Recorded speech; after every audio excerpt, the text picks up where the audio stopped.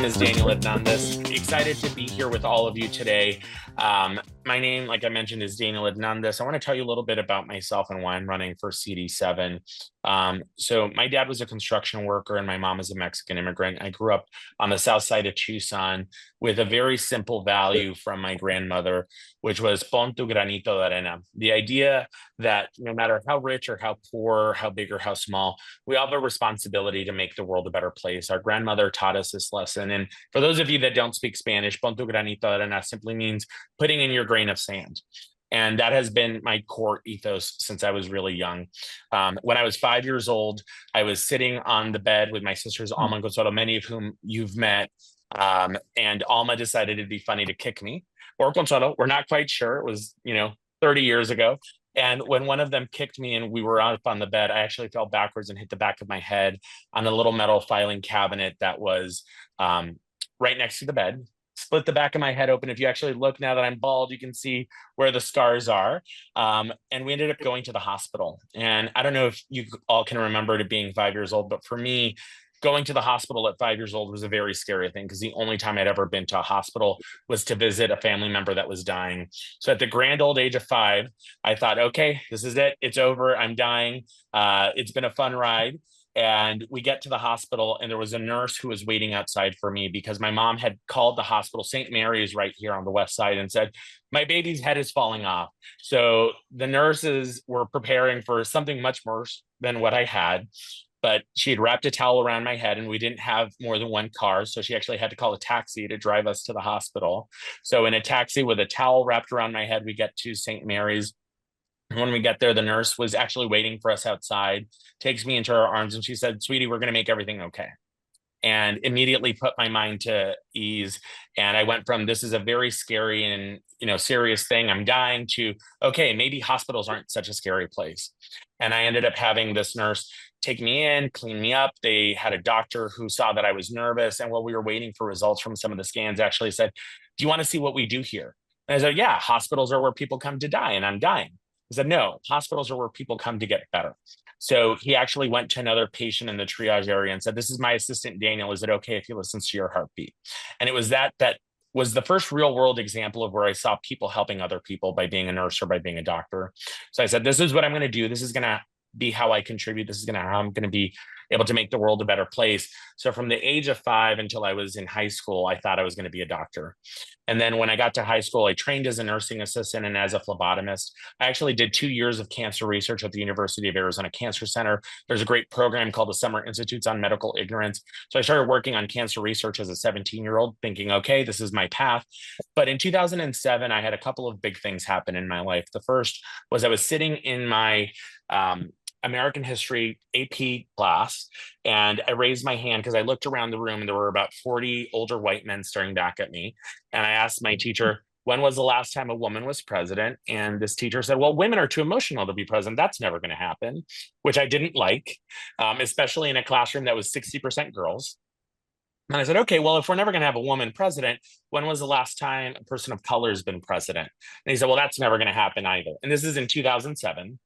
So in a classroom of 90% Latino students, with 60% of them being girls, our teacher is telling us women can never be president because they're too emotional, and people of color are never going to be able to win an election in this country. So I didn't like that, and I didn't want to accept that as the reality. So I said, something has to change. I don't know what to do about this. So I ended up a couple weeks later, when Hillary Clinton announced her first run for president, signing up on her website, not knowing a thing about politics, because my dad, again, was a construction worker. My mom wasn't even a citizen at the time. She was a resident alien.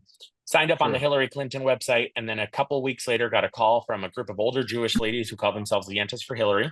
They took me in and they taught me all the Yiddish words you're not supposed to use in front of polite company. But more importantly, they taught me the importance of organizing. So from Yuma to Douglas, I went, and I was one of the few Spanish speakers, and I was an intern and I absolutely loved it. And then June 8th of 2008, I said, I'm never working in a campaign ever again. I hate politics because Hillary dropped out. It was my first campaign and it was a loss. And I said, I'm done with politics. I'm going to focus on going to medical school because that's what I want to do to contribute. And of course, 2 days later, the same people that had been the Yentas for Hillary became the Yentas for Gabby. So they took me with them to an event for Gabby Giffords, immediately Loved being able to actually see the candidate, because up until that point, Hillary Clinton was just an idea that I saw on TV and heard on the radio. It wasn't a real person, where Gabby was somebody in person that I could talk to. I interned on the 2008 campaign, and then I worked on the Congressional again in 2010. A few days after the beginning of the 2011 legislative session, obviously, is the day where a gunman came to the Congress on your corner, shot Gabby, injured 18, and killed 6. It was a horrific day. And that once again kind of changed the direction of my life. I went from, I'm going to be a nurse or a doctor, to I need to do more to make sure that people who have a voice, who are no longer here, have a voice. So I started working on gun violence prevention. Shortly thereafter, I actually became the state director for Everytown for Gun Safety, passed the last good gun bill that Arizona has passed in 2014. I was able to convince very conservative, very Republican Governor Jan Brewer, who was endorsed by the NRA, to sign the Nix Fix bill to make sure that the information from the Arizona database was being entered into the criminal background check system.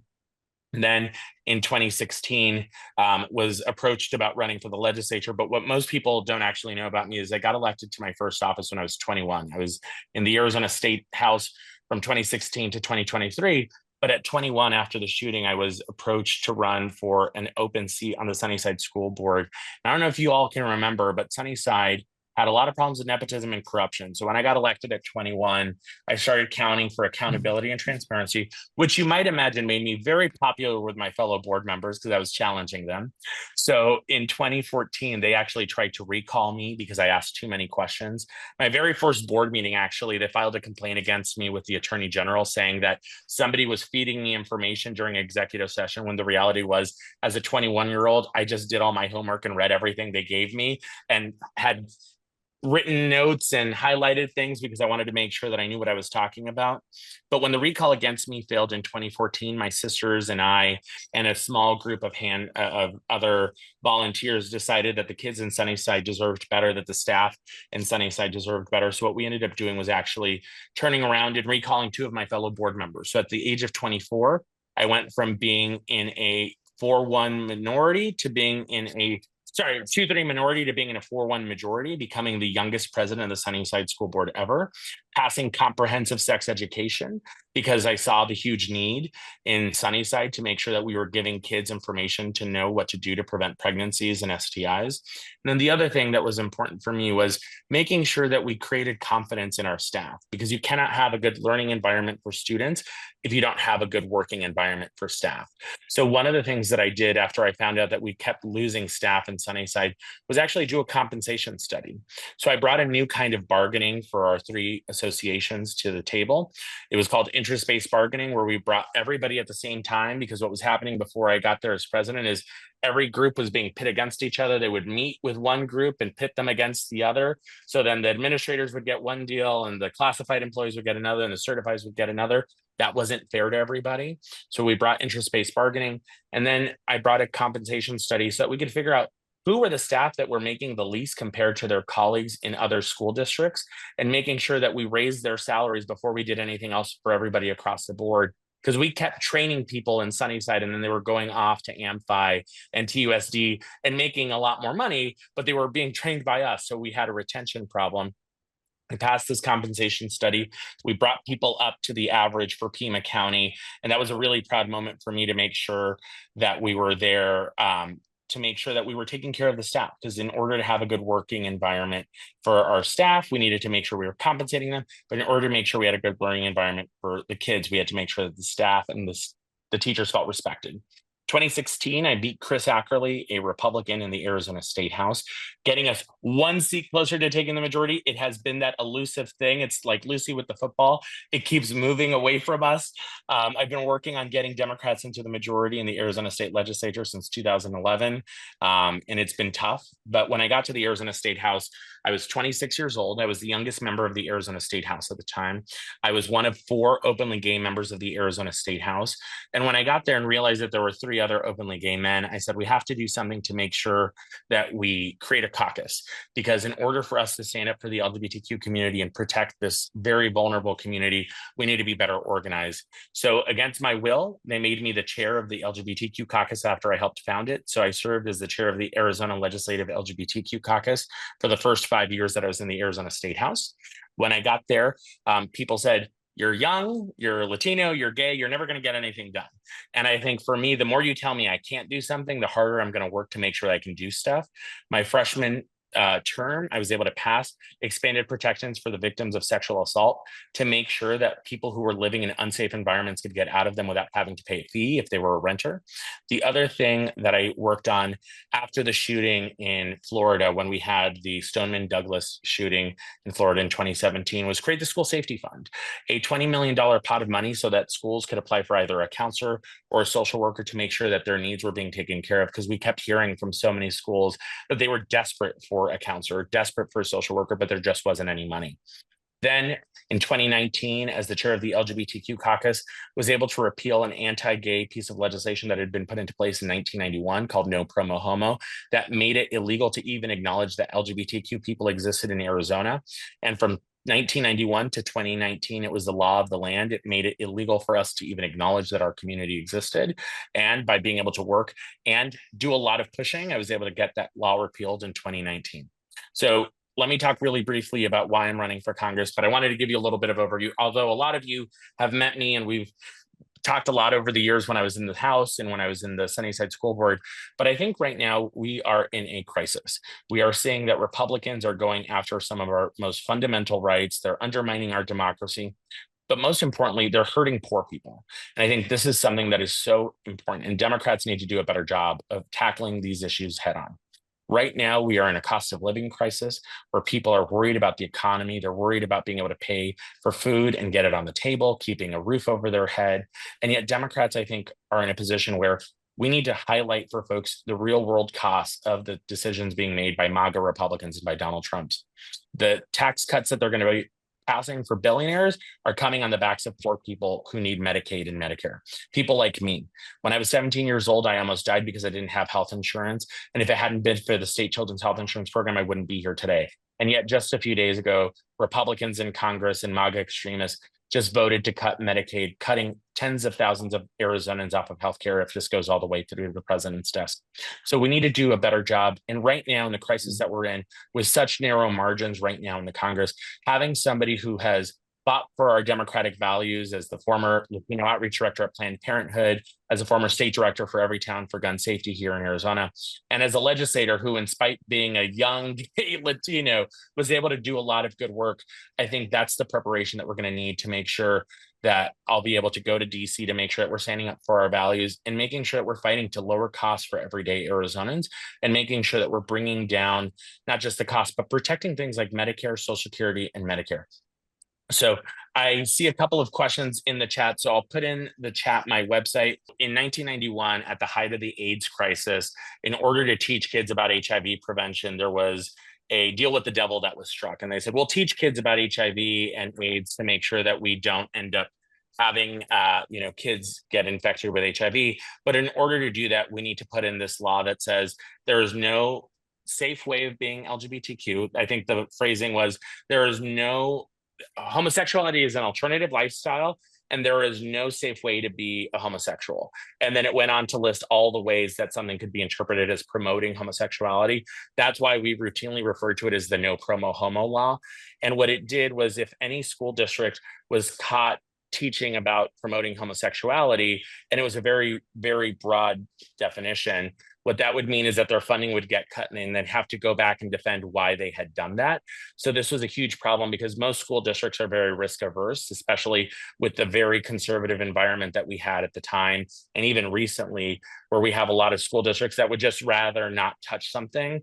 So it had a chilling effect, and it had an opportunity to really make sure that we didn't have any teaching about the LGBTQ community. So even something as simple as talking about Harvey Milk or Sylvia Rivera or Marsha P. Johnson could cause a school district to have their funding get cut. And then that was one of the things that I was able to repeal in 2019. But more importantly, we started seeing that there were attacks on trans kids that were happening around the same time. There was a legislator named Nancy Bartow who was there. And when she was there, she hated the LGBTQ community and she hated abortion. So every single year, she would introduce the same kind of bills. And for 5 years, I was able to stop the trans athlete ban bill. It was a bill that they tried to pass that would ban trans kids from being able to play sports in our public schools.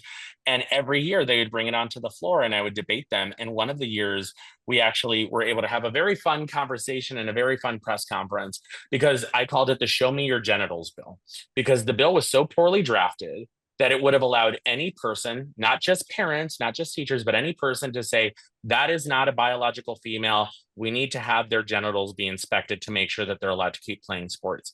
So I was able to draw out the hypocrisy, point it out, and stop that bill from becoming law that year. And every year I debate Nancy Bartow on the House floor. There's some great clips. Money continues to poison our politics, and as evidenced by the rise of, Musk. In 2024 presidential election, big oil and gas companies spent $450 million to elect Donald Trump. Do you pledge to not accept any contributions from the fossil fuel industry? So Dan, sorry, is it Don or Dan? I can't see. Dan. Don. So one of the big things that I've been fighting is reforming campaign finance. We have seen, especially after the Citizens United, the deleterious impact, not just of direct contributions, but of super PAC spending and outside dark money. When I was in the legislature, I sponsored legislation to make sure that we made it easier for folks to know where money was coming from in our campaigns. And then I actually worked as a contractor with Citizens United to make sure that we take dark money out of politics. It's one of the most dangerous things. So I think for me, one of the biggest things that I'm really concerned about is making sure that we're taking dark money out of politics because it's such a huge problem. So I think for me, we need to reform our campaign finance system. The last time we had this was during Feingold and McCain back in the early 2000s to make sure we get dark money out of politics. But I think the End Citizens United decision has been a huge, huge problem. It has poisoned the politics because now what we're having is millions and millions, and in the last election, billions of dollars being spent on the outside from unaccountable money that we don't know who it's coming from. So I think, that's my big priority, making sure we campaign finance reform to ensure that we take dark money out of politics. Yeah, and I didn't get the answer to the previous question. Did you say you're not going to take fossil fuel money or not? Sorry. So I am disclosing all my campaign finance reform stuff. I've taken donations from folks. I don't think we've taken any money from anybody from fossil fuel industry. I just didn't hear the answer, so I got it. So my question is, you mentioned how much you relied upon, public health money to survive yourself. So some of us think that Medicare for all is really important. And I wondered if you yourself commit to support that. No, I think right now we are in a crisis where they're actively cutting the services that we have. We need to make sure we protect what we have. I'd be happy to support Medicare for all, but right now that's not where we are. We're in a place where they're cutting Medicaid and Medicare. So we need to make sure we're that cut. That's why I think it's important. But to your point, Shauna, I think right now we're not in a place where we're passing good legislation. It's playing defense and protecting what we have. And I think that's where my priority is right now. So I'd be happy to support it. But right now, I wish that was a conversation, but we have a Republican House, Republican Senate, and a Republican president. So we need to make sure we're doing everything we can to protect the services for so many people like my father and my mother who were Medicare recipients. I think that's the reality. Can I ask you something then, follow up? If we did get a Democratic Congress, you would I already said yes. You would then support it? Yes. Okay. But right now without a Democratic Congress, you won't. How would you have voted on the Lake and Riley Act? I would have voted no. I think it's completely disgusting that people would take away the due process of people. What we're seeing right now is Donald Trump and his administration targeting some of the most vulnerable migrants. I think you can have border security without throwing out the law and making sure that people are given fair and due process. I think what we needed to have done is, instead of just passing Laken Riley, actually get serious about making sure that we were hiring more judges, bringing in more judges to make sure that we were adjudicating asylum requests, not just throwing out the baby with the bathwater. And I think this is the problem, that the border has become so politicized, and we have Republicans who like to come every 2 or 4 years to the border and take a big photo op. Sheriff Hathaway knows this because he's seen it all the time. People come to Cochise, they come to Santa Cruz, they come to Yuma, they say, the border is dangerous and it's a problem. But what they're not doing is actually trying to solve the problem. The fact that we had a woman who was a Guatemalan migrant who ended up giving birth in just a couple of hours, being detained and taken out for deportation is wrong. It's not the Christian thing to do. It's not a family values thing to do. And yet we have all these conservative and these MAGA Republicans that love to come in and say, we're for family values, but locking up kids in cages is not a family value. Taking people who have just given birth and locking them up and starting to deport them is not a family value, at least not a value that I was raised with. So I think Laken Riley was wrong. I don't think it was the right solution. And I think it's really disappointing that we had so many Democrats who sponsored and who passed this legislation, because I don't think it was the right thing to do. I think, again, we can have border security, but in order to make sure that we're actually taking care of our fellow human beings, this was not the way of doing it. And if I get elected to Congress, we're going to have to fight for comprehensive immigration reform. It's been far too long. Kids have been in limbo that are now adults. You know, the so-called dreamers are now hitting 30s and 40s. And I think that's a huge problem. So I'm committed to working. And I think one of the things that I'd like to do, Karen, and I've talked to a lot of my friends that are members of Congress, is let's bring people down to Yuma and Nogales so they can actually see what the border community has as opportunities. Because so much of the time we spend all of our time talking about how dangerous it is and how awful it is, but there are so many beautiful things. And we'll get to bring them to wine country, because there's a lot of great wineries down in Santa Cruz County. So we need to do a better job of making sure that we are bringing folks so they can actually see what's happening. But I think we also need to do a lot more on economic development on the border, because I can tell you from having been the representative, and I got to get going in a minute, I know, but let me wrap up here, because I think Karen asked an important question. Need to make sure that we are creating economic opportunities for the people that live along the borderlands, because what's happening is we have spent so much time demonizing the border that we've made it harder for people to be able to earn a living. So we're having a lot of young people leaving the border. So we have a lot of young people who are kids and a lot of grandparents, but we're losing those middle-aged folks to other parts of the state and other parts of the country. So do you support the construction of I-11 through, Abra Valley? I do support the I-11, yes, because it's going to be a lot of good union jobs. And right now, I think as a Democratic Party, we are missing the boat on making sure we're creating economic opportunities for folks, especially good union paying jobs. So the carpenters, the folks from the painters, there are so many unions that are relying on good union jobs. And I think we can talk about the route and making sure that we make changes. But right now, I think to just wholesale saying no is the wrong thing to do, given where we are with the economy, and making sure that we're creating good union paying jobs to make sure that people are able to have more economic opportunities. Thank you.